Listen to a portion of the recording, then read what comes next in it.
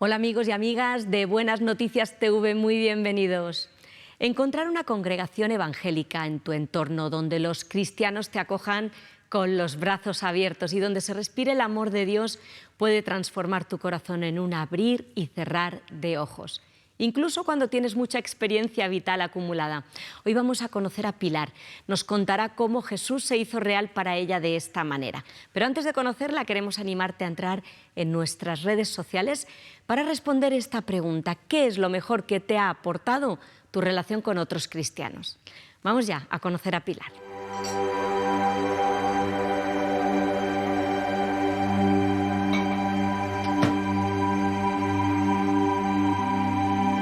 Nací en el seno de una familia católica. Mis padres eran una pareja unida, enamorada, y después de tener 5 varoncitos buscaban a la niña, y la niña llegó al final, que fui yo, la sexta. Éramos muy felices, bueno, todos con la niña pues estaban ilusionadísimos, estaban, te digo, encantados. Y mi padre tenía un negocio familiar de hermanos para servir utensilios para cafeterías y bares en toda España, en Madrid y en toda España. Mi madre, pues ama de casa. Cuando yo tenía 3 añitos o 4 años, mi mamá empezó a enfermar un poquito más, empezó a sentirse mal y al final pues tenía un problema de algo de hígado. Entonces, en aquellos años no era como ahora, no había estos adelantos.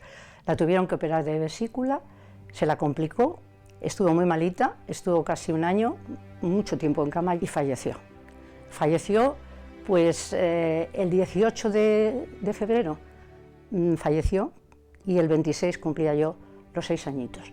Mi padre quedó desolado, con 6 hijos, pero siempre con la unión, que éramos una piña, y mi padre, bueno, pues con su tristeza, siguió con su trabajo, seguía en el ayuntamiento, que era funcionario del ayuntamiento también, y fumaba un poquito.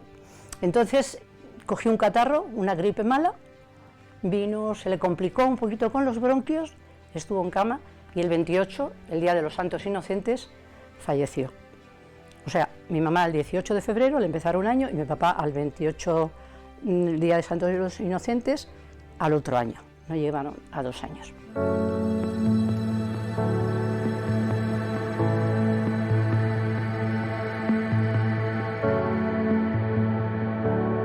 Conocí a mi marido en un cumpleaños de una compañera de trabajo y bueno, pues empezamos a salir, nos enamoramos y en año y medio nos casamos, con 21 años. Me quedé embarazada a los 8 meses, tuve un parto prematuro, pero luego enseguida me volví a quedar embarazada y tuve a mi hija mayor, mi hija Yolanda. A los 3 años nació África también, y luego después el último, Miguel Ángel. Cada hijo es de un sitio, porque por mi marido, por ser militar, pues tenía varios destinos. Entonces una nació en Madrid, otra nació en el Sáhara, en el Ayun, y otra, mi hijo, en Cádiz. Estuvimos 20 años casados. 20 años de felicidad, de unión, y bueno, pues después de ese tiempo me pidió el divorcio. Me pidió el divorcio porque conocía a otra persona y se marchó.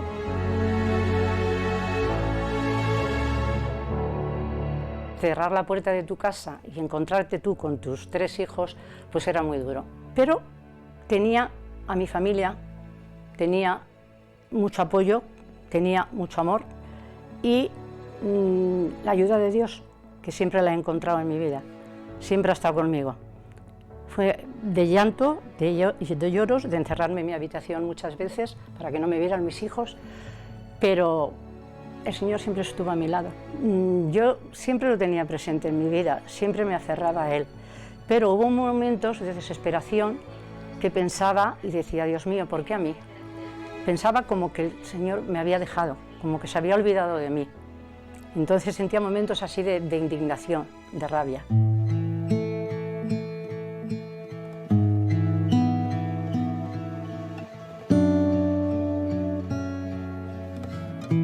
Yo tuve un encuentro personal con Jesús cuando mi hijo, a través de los problemas que tuvo, sus dificultades, entró en un centro cristiano, en Remar concretamente, y ahí el Señor ya tocó su corazón.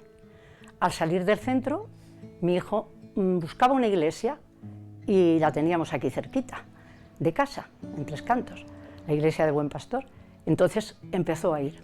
Mi hijo empezó a ir y cuando llegaba a casa le veía con tal alegría, con una cara que nunca hacía mucho tiempo que no le había visto a mi hijo, que eso me impactó. Y me decía, mamá, tienes que venir. Y fui por ayudar a mi hijo.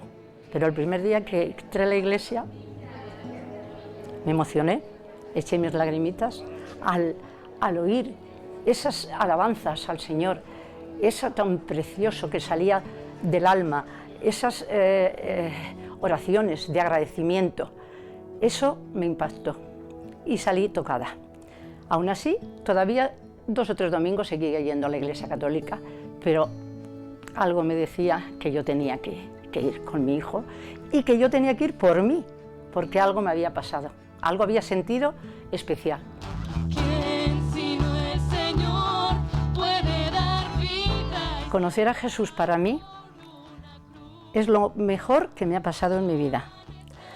He podido darme cuenta de que Él siempre estaba conmigo, que me esperaba con los brazos abiertos y mi vida cambió. Mi vida cambió totalmente, porque yo ya nunca me he encontrado sola. Hace 15 años empecé a ir a la iglesia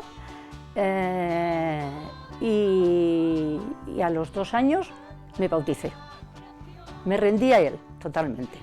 De Dios he aprendido a dejarme guiar al día a día muchas cosas.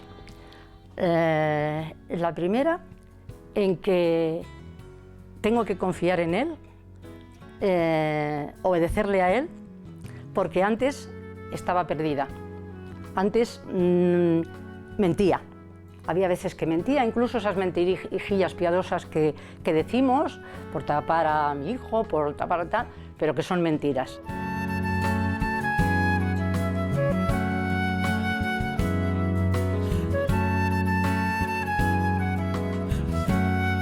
Cuando pienso en Jesús muriendo en la cruz por mí, siento una pena increíble, algo que me traspasa el corazón.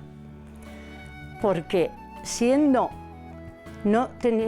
culpable de nada, no teniendo ningún pecado, y morir por nosotros de esa forma, cómo le trataron, cómo le maltrataron, cómo le torturaron, cómo derramó su sangre en la cruz por nosotros, eso es impactante. Pero al mismo tiempo es otro sentimiento de agradecimiento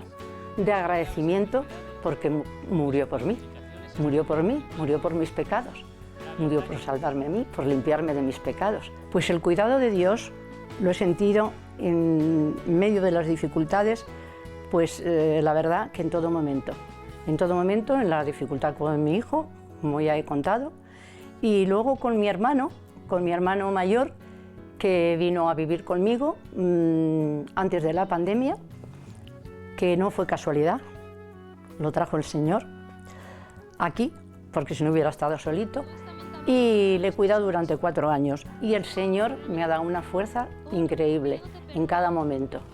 Yo, como siempre digo, es que yo creo que me faltan, durante el día me faltan horas, me faltan minutos para agradecerle, porque han sido 4 años duros. Luego después ya, pues me daba mucha penita, terminó en una residencia, porque ya los cuidados que necesitaba no los podía tener aquí, y se le quedó a la auxiliar, dormidito, no sufrió, y eso lo ha hecho el Señor también. Ha sido obra de Él, y ayudarme a mí también en ese sufrimiento de no poder despedirme de Él. Precioso Jesús.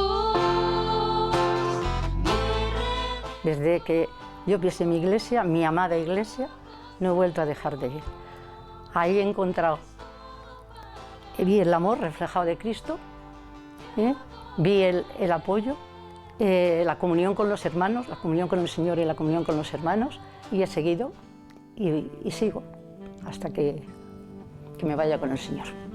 Contenta y alegre de estar en esta iglesia, de haberle conocido y tenerle en mi vida, porque ha sido lo mejor que me ha pasado. La oración de los domingos, ese grupo de oración, para mí es indispensable. O sea, es que ya pueden venir mis hijas a comer, ya pueden venir, que yo a mi hora de oración estoy ahí, porque me es de mucha bendición. Para mí, mis hermanos me ayudan cada día a crecer espiritualmente, en todas las actividades, en todo lo que hagamos. Siempre aprendo de ellos, nos ayudamos mutuamente y nos amamos.